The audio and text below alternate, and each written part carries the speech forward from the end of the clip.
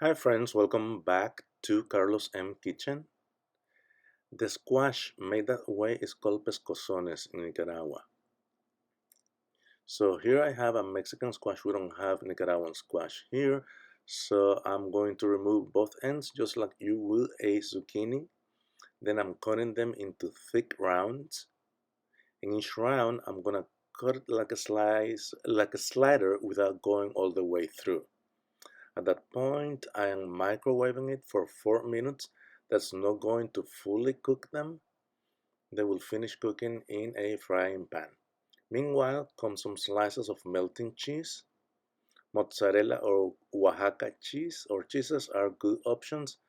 Now I have 3 egg whites and I'm going to beat them to a stiff consistency.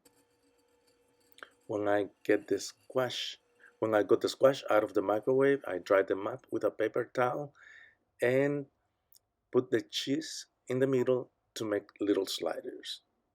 And now I'm adding salt and pepper to taste. At that point you can pass them through flour if you want. The squash has a lot of water and that will help them absorb the liquid. While I do that, I'm heating up the oil in a frying pan as to be pretty hot. And you can hit the subscribe button while I'm doing that. See? It's not cut all the way through. I cover them with egg whites and off they go to the frying pan.